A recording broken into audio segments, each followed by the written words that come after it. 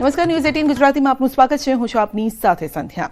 સુરતમાં ચાલુ સિટી બસમાં એક યુવક પર જીવલેણ હુમલો થયો છે. 2 થી 3 લોકો દ્વારા ચાલુ બસમાં જ હુમલો કરવામાં આવ્યો છે. સુરત પાલિકાની 104 નંબરની સિટી બસમાં આ ઘટના બની છે. ચપ્પુ વડે હુમલો કરવામાં આવ્યો છે અને મોબાઈલ ચોરી કરવા માટે આવેલ વ્યક્તિ દ્વારા હુમલો કરવામાં આવ્યો છે. સ્થાનિક લોકો દ્વારા તાત્કાલિક યુવકને મદદ માટે સ્થાનિક લોકો આવી ગયા. યુવકને સારવાર માટે હોસ્પિટલ ખસેડવામાં આવ્યો છે. તો ઉધના પોલીસે ઘટનાને લઈને તપાસ હાથ ધરી છે. સિટી બસમાં યુવક પર હુમલો, વધુ અપડેટ મેળવીશું સંવાદદાતા કીર્તેશ પાસેથી. જી કીર્તેશ, ચાલુ બસમાં યુવક પર હુમલો. બિલકુલ, સુરતમાં અસામાજિક તત્વોનો આતંક દિવસે ને દિવસે વધી રહ્યો છે.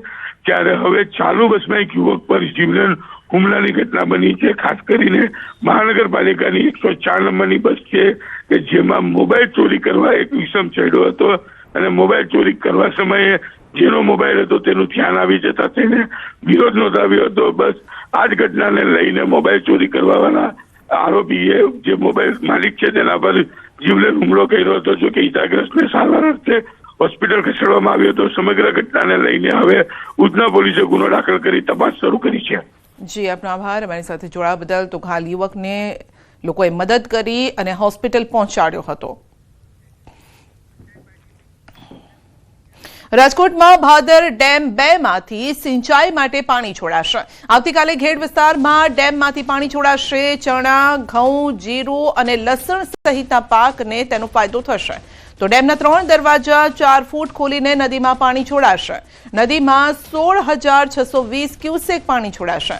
નીચાણવાળા ગામના લોકોને પટમાં ન જવા માટે સૂચના આપવામાં આવી છે. તો નીચાણવાળા ગામોને ખાસ એલર્ટ કરવામાં આવ્યા છે કે પટમાં ન જવું, કારણ કે પાણી છોડાશે માટે પાણીનું લેવલ ઊંચું આવી શકે છે અને જો કોઈ પટમાં ગયા હોય તો તેના જીવ પર જોખમ આવી શકે છે. તો આવતીકાલે ઘેડ વિસ્તારમાં ડેમમાંથી પાણી છોડવામાં આવશે. રાજકોટના જેતપુર પંથકમાં ભાદર નદીના પ્રદૂષણ મુદ્દે ખેડૂતોમાં ભારે રોષ જોવા મળ્યો છે. કેરાડી નજીક મોટી સંખ્યામાં ખેડૂતોએ નદીના પટમાં બેસીને વિરોધ કર્યો છે. કેરાડી, લુણાગરા, ઉમરકોટ અને વેગડી ગામોના ખેડૂતોએ વિરોધમાં આ લોકો જોડાયા. ખેડૂતોનો આક્ષેપ છે કે છેલ્લા 40 વર્ષથી પ્રદૂષણ સહન કરી રહ્યા છે. કેમિકલયુક્ત લાલ કાળા પાણીથી પાક બળી રહ્યા છે. જમીન બિન ઉપજાઉ બની રહી છે.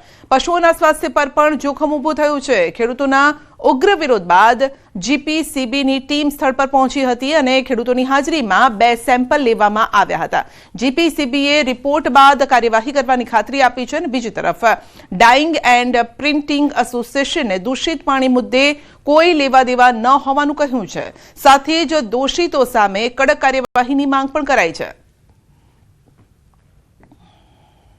ઘણા વર્ષોથી આ પાણી, દૂષિત પાણી ઘણું બધું નુકસાન કરે છે. આજુબાજુની અંદર ખેતી બંજર બની ગઈ છે. ત્યાર પછી માલઢોર પીએ કે ભેંસો જે છે પાણીની અંદર બેસે તો તેમની સ્ક્રીન ફાટી જાય છે.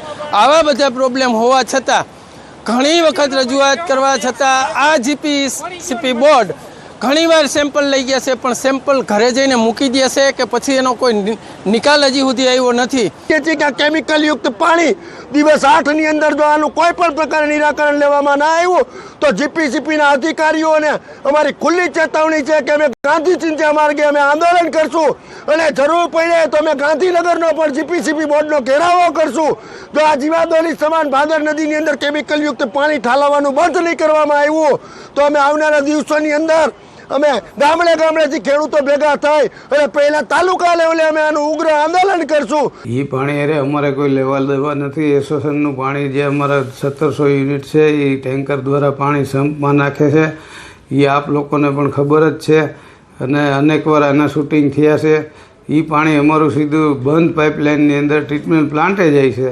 અમારી પ્રતિક્રિયા એ જ છે કે જે કોઈ કરતા હોય આવું કાર્ય એને પકડીને પૂરી દે, પોલીસ કેસ કરે તંત્ર દ્વારા.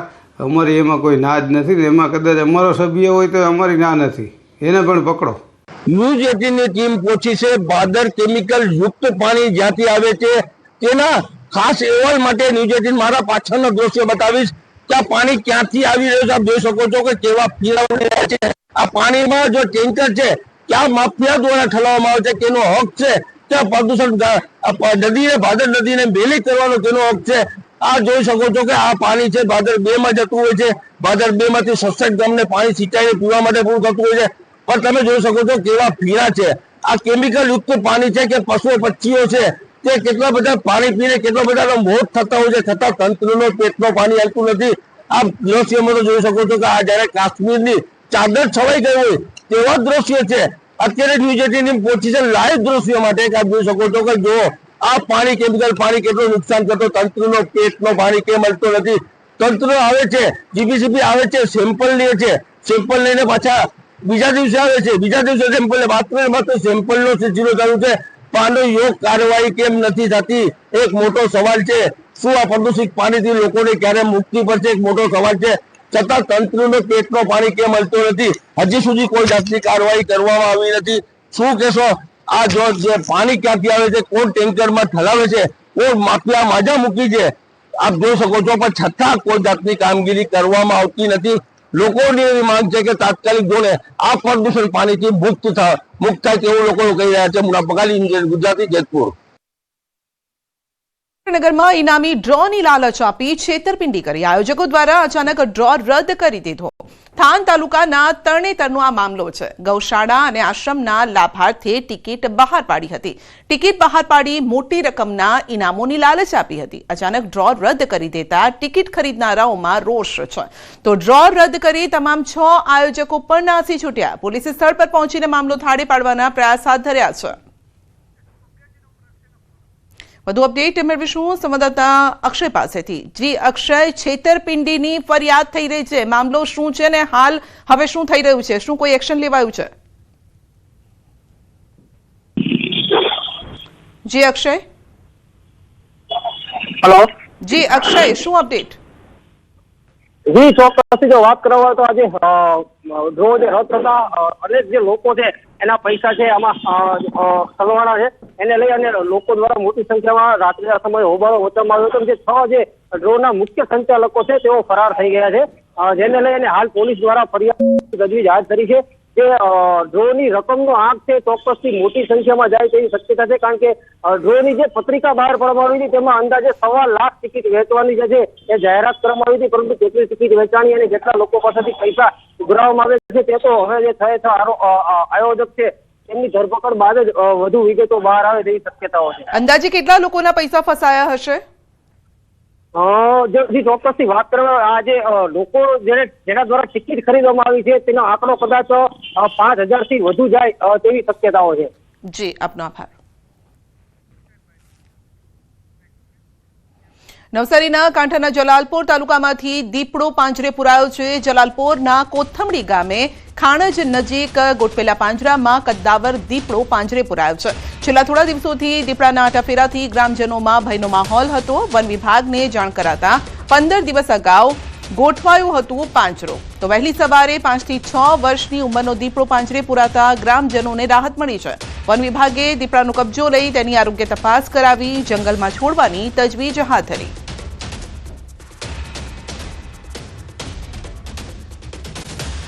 સ્વામિનારાયણ કોલેજની બેદરકારી, MBAના 42 જેટલા વિદ્યાર્થીઓ રહ્યા પરીક્ષાથી વંચિત।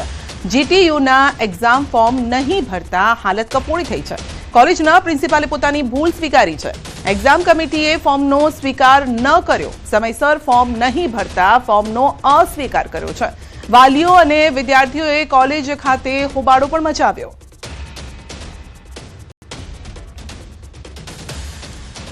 આ વર્ષે 2025-26ની અંદર જે વિદ્યાર્થીઓએ સ્વામિનારાયણ MBA કોલેજની અંદર એડમિશન લીધું છે એવા 42 વિદ્યાર્થીઓ મારી શરત ચૂકતી, મારી ભૂલથી એડમિશન કમિટીની અંદર જે ડોક્યુમેન્ટ સબમિટ કરવાના હોય એ તારીખ પ્રમાણે સબમિટ કરેલા નથી, જે મારી વ્યક્તિગત ભૂલ છે। સંસ્થા અને સ્વામીજીને કોઈ વસ્તુનો ખ્યાલ નથી। અરવલ્લીમાં વિદ્યાર્થીને માર મારવાનો મામલો છે। વિદ્યાર્થીને માર મારવાની ઘટનાને લઈને ભીલોડા અને શામળાજી તાલુકો સજ્જડ બંધ રહ્યો છે। વિદ્યાર્થીને માર મારવાની ઘટનામાં 2 દિવસીય બંધનું એલાન કરાયું છે। નરસિંહના વિદ્યાર્થીને માર મારવાની ઘટનાને લઈને બજાર બંધ છે। ભાજપ યુવા મોરચાના મહામંત્રી દેવાંગ બારોટે યુવકને માર મારતા ભારે આક્રોશ છે। RG બારોટના સંચાલક દેવાંગ બારોટ સામે ફરિયાદ પણ નોંધાઈ। પોલીસે એટ્રોસિટીની ફરિયાદના આધારે ધરપકડ કરી છે. આદિવાસી સમાજના સંગઠન દ્વારા વિરોધ બંને તાલુકાના પોલીસનો કાફલો તહેનાત કરાયો છે.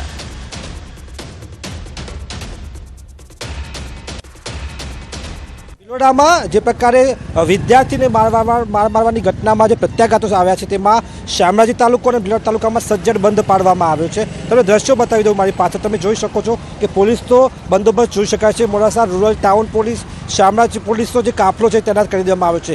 ઘટના એ પ્રકારની છે કે ગત 10 તારીખે જે આરજી બારોટ સંસ્થાના જે સંચાલક છે દેવાંગ બારોટ કે જે ભારતીય જનતા પાર્ટીનો યુવા નેતા પણ છે, તેના દ્વારા એક યુવકને મારવામાં આવ્યો હતો જે નર્સિંગના બીજા વર્ષમાં અભ્યાસ કરે છે. એ યુવકને એ હદે મારવામાં આવ્યો કે તેને જે ગંભીર હાલતમાં દવાખાને ખસેડવામાં આવ્યો હતો. ત્યારબાદ આપ જોઈ શકો છો કે સામે જે સમાજ જોઈ શકે છે, આદિવાસી સમાજના આગેવાનો દ્વારા બંધનું એલાન આપવામાં આવ્યું છે. તેની સામે લડત શરૂ કરવામાં આવી છે. ત્યારે જે દેવાંગ બારોટ છે તેને પોલીસ દ્વારા કસ્ટડીમાં લઈ લેવામાં આવ્યો છે, જેલ હવાલે કરવામાં આવ્યો છે. ત્યારે એટ્રોસિટીની ફરિયાદ અન્વયે હાલ કાર્યવાહી કરવામાં આવી રહી છે. પરંતુ જે પ્રકારે આદિવાસી યુવકને મારવામાં આવ્યો છે, ઢોર માર્યો છે, તેના બાદ જે પ્રકારે આ પંથકમાં જે આક્રોશ જોવા મળી રહ્યો છે લોકોમાં, તેના કારણે જે તમામ વેપાર ધંધા બંધ રાખવામાં આવ્યા છે. વેપાર ધંધા બંધ રાખી અને આ વિરોધ વ્યક્ત કરવામાં આવી રહ્યો છે.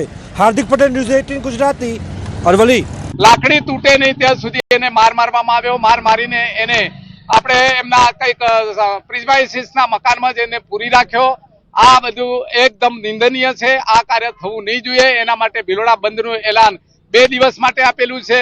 એના વાલીએ અત્યાર સુધી રાહ જોઈ પણ વહીવટી તંત્રે કાયદાકીય રીતે કઈ કાર્યવાહી નથી કરી. તેથી આદિવાસી સમાજના લોકોમાં ખૂબ મોટો ઉગ્ર રોષ વ્યાપેલો છે અને 2 દિવસ માટે ભિલોડા બજાર બંધ રાખવાને એક એલાન કર્યું છે. ખેડૂતો માટે માઠા સમાચાર. ગાજવીજ સાથે ગુજરાતમાં પડી શકે છે વરસાદ. હવામાન નિષ્ણાંત અંબાલાલ પટેલની મોટી આગાહી. 22 થી 26 જાન્યુઆરી વચ્ચે પડી શકે છે વરસાદ. ભારે પવન સાથે કરા પડવાની પણ છે આગાહી. સૌરાષ્ટ્ર અને કચ્છમાં સર્જાશે વરસાદી માહોલ. દેશના અન્ય ભાગોમાં પણ પડી શકે છે વરસાદ. ફેબ્રુઆરીના પ્રથમ સપ્તાહમાં વરસાદની આગાહી છે. કે તારીખ 22મી જાન્યુઆરીથી 26મી જાન્યુઆરી વચ્ચે એક સિઝનનું પ્રથમ સ્ટ્રોંગ વેસ્ટર્ન ડિસ્ટર્બન્સ આવવાની શક્યતા રહે છે, જેના અસરના કારણે દેશના ઉત્તરીય પર્વતીય પ્રદેશો, પંજાબ, હરિયાણા, રાજસ્થાન અને લગભગ અન્ય ભાગોમાં ગાજવીજ સાથે વરસાદ થવાની શક્યતા રહે છે. કેટલાક ભાગમાં કરા પડવાની શક્યતા રહે છે. તેની અસર છે ઉત્તર ગુજરાતના ભાગો અને ગુજરાતના અન્ય ભાગો, કચ્છના ભાગો અને સૌરાષ્ટ્રના કોઈ પણ ભિન્ન ભાગોમાં થવાની શક્યતા રહે છે. એટલે તારીખ 22 થી 26 કે 28 દરમિયાન હવામાનમાં પલટો આવી શકે. રાજ્યમાં ઠંડીનું વધ્યું છે જોર. ઉત્તર પૂર્વના પવનો ફૂંકાયા છે. વહેલી સવારથી ઠંડા પવનો ફૂંકાયા છે. નલિયામાં 9.2 ડિગ્રી તાપમાન નોંધાયું છે. 2 થી 3 ડિગ્રી તાપમાન વધશે. તો ઠંડીનો ચમકારો હવે ધીમે ધીમે ઓછો થશે. પવન ફૂંકાતા એક તરફ ઠંડીનું જોર વધ્યું, પરંતુ આગામી સમયમાં ઠંડીમાંથી થોડી રાહત મળી શકે છે. તો ઉત્તર ભારતમાં ભારે ઠંડી અને ગાઢ ધુમ્મસનો કહેર ચાલુ છે. હવામાન વિભાગે અનેક રાજ્યોમાં શીત લહેરની ચેતવણી જારી કરી છે, જેમાં આગામી 2 થી 3 દિવસ દરમિયાન તીવ્ર શીત લહેરની આગાહી કરવામાં આવી છે. 16 થી 21 જાન્યુઆરી દરમિયાન જમ્મુ અને કાશ્મીર, હિમાચલ પ્રદેશ, ઉત્તરાખંડમાં વરસાદ, હિમવર્ષાની આગાહી છે. ઉત્તરાખંડમાં સતત ઠંડી વધી રહી છે. લોકો વરસાદ અને હિમવર્ષાની રાહ જોઈ રહ્યા છે. આ દરમિયાન ભારે ઠંડીના કારણે ઘણી જગ્યાએ પાણી થીજી રહ્યું છે, જેના કારણે સમસ્યાઓમાં વધારો પણ થઈ રહ્યો છે. બદ્રીનાથ ધામ નજીક ઋષિગંગા ધોધ સંપૂર્ણપણે થીજી ગયો છે, જ્યારે કે નીચલા વિસ્તારોમાં જ્યાં પણ પીવાના પાણીનું લીકેજ થઈ રહ્યું છે તે બરફમાં ફેરવાઈ રહ્યું છે. આગામી અઠવાડિયામાં પર્વતોમાં વરસાદ અને હિમવર્ષા થવાની અપેક્ષા છે, જેનાથી સૂકી ઠંડીથી રાહત મળશે.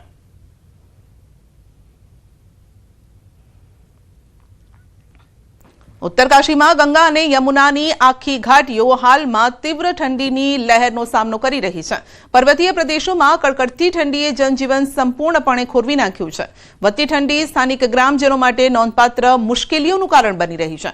પાણીની પાઇપલાઇનો થીજી જવા લાગી છે. ધોધ, તળાવો થીજી ગયા છે. બરફની સફેદ ચાદર ઢંકાઈ ગઈ છે, જ્યારે કે નદીઓના પ્રવાહ પર પણ અસર થઈ છે. ઠંડી એટલી તીવ્ર છે કે સાંજ પડતા લોકોને અગ્નિનો સહારો લેવો પડે છે. તો ગંગોત્રી ધામમાં લઘુત્તમ તાપમાન -3 ડિગ્રી સેલ્સિયસથી નીચે આવ્યું છે. જાન્યુઆરીનો મહિનો અડધો વીતી ગયો છતાં પણ ઉત્તરકાશીના પર્વતો બરફવર્ષાથી વંચિત રહ્યા છે. આમ છતાં પણ જિલ્લામાં ભારે ઠંડીનો અનુભવ થઈ રહ્યો છે.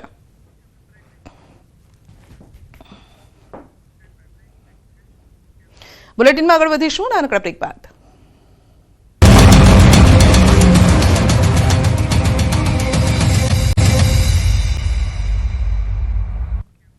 ભાજપના રાષ્ટ્રીય અધ્યક્ષની ચૂંટણીની જાહેરાત 19 જાન્યુઆરીએ ઉમેદવારી પત્ર ભરવાની પ્રક્રિયા 20 જાન્યુઆરીએ નવા અધ્યક્ષના નામની જાહેરાત થશે. રાષ્ટ્રીય અધ્યક્ષની ચૂંટણીની તારીખની જાહેરાત થઈ ગઈ છે. 19 જાન્યુઆરીએ ઉમેદવારી પત્ર ભરાશે અને 20મી જાન્યુઆરીએ નવા અધ્યક્ષના નામની જાહેરાત થશે.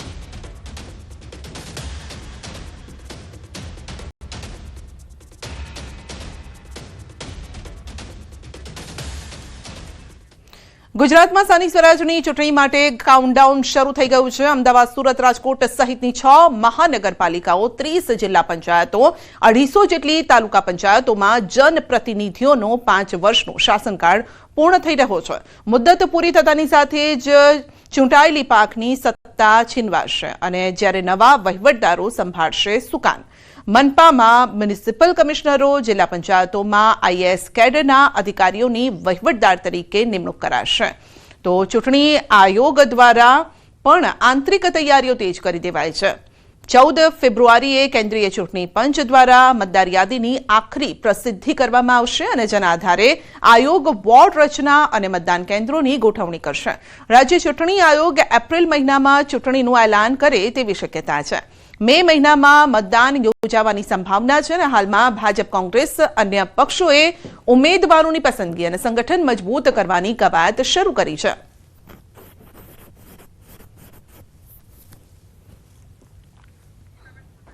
વધુ અપડેટ મેળવીશું સહયોગી ગીતા પાસેથી. જી ગીતા, સ્થાનિક સ્વરાજની ચૂંટણીનું હવે કાઉન્ટડાઉન શરૂ થઈ ગયું છે.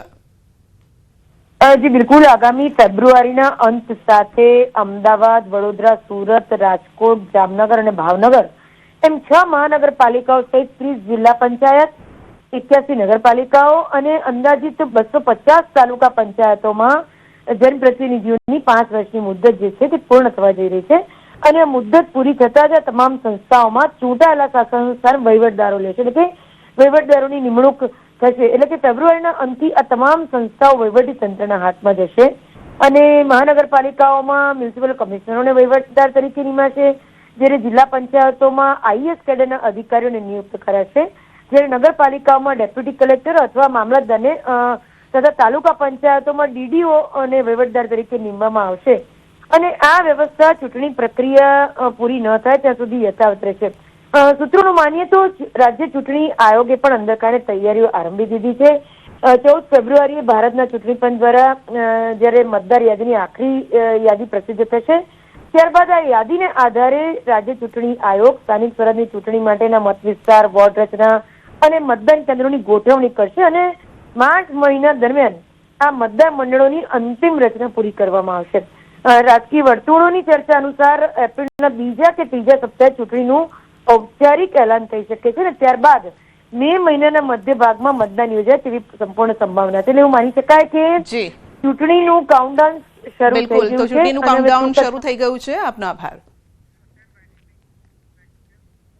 સીએમની અધ્યક્ષતામાં કલેક્ટરોની બેઠક, રાજ્યના મહેસૂલના પ્રશ્નો અંગે ચર્ચા, સરકારના પ્રોજેક્ટ્સ માટે જમીન સંપાદન કામગીરીની સમીક્ષા, સ્વાગત ઓનલાઈન સહિતના કાર્યક્રમોની સમીક્ષા. રાજ્યમંત્રી સંજયસિંહ મહિડા બેઠકમાં ઉપસ્થિત, મુખ્ય સચિવ એમ.કે. દાસ, પ્રિન્સિપલ સેક્રેટરી જયંતિ રવિ બેઠકમાં હાજર રહ્યા છે.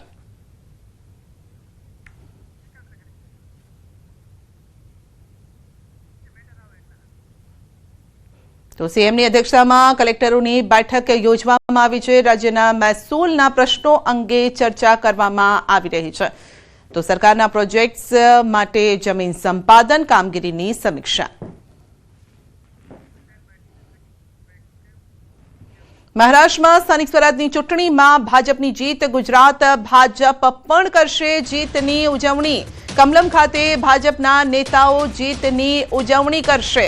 ભલે ચૂંટણી મહારાષ્ટ્રમાં યોજાઈ હોય પરંતુ તૈયારીઓ કહેવાય છે કે દેશભરના તમામ જે બીજેપી સાથે જોડાયેલા નેતાઓ કાર્યકર્તાઓ હોય છે તેમની પણ હોય છે, પરીક્ષા તેમની પણ હોય છે, અને જેને લઈને જ મહારાષ્ટ્રમાં સ્થાનિક સ્વરાજની ચૂંટણીમાં જે ભાજપની જીત થઈ છે તેને લઈને ઉજવણી કરવામાં આવશે. દાહોદના ખંગેલા આંતરરાજ્ય ચેકપોસ્ટ પરથી પોલીસે મોટી સંખ્યામાં વિદેશી દારૂ ઝડપી પાડ્યો છે. વાહન ચેકિંગ દરમિયાન કતવારા પોલીસે 38 લાખથી વધુનો વિદેશી દારૂનો જથ્થો ઝડપી પાડ્યો છે. પ્લાસ્ટિકના થેલાઓની આડમાં હેરાફેરી થતો હતો. આ દારૂની હેરાફેરી કરવામાં આવતી હતી, જેને જપ્ત કરાયો છે. મધ્યપ્રદેશ તરફથી ટ્રકમાં હેરાફેરી કરાતો કુલ 38,24,400 રૂપિયાનો વિદેશી દારૂ અને 53,25,400 રૂપિયાનો મુદ્દામાલ સાથે રાજસ્થાનના આરોપીને ઝડપી પડાયો છે. પોલીસે કુલ 4 વ્યક્તિ વિરુદ્ધ ગુનો નોંધીને તપાસ હાથ ધરી છે.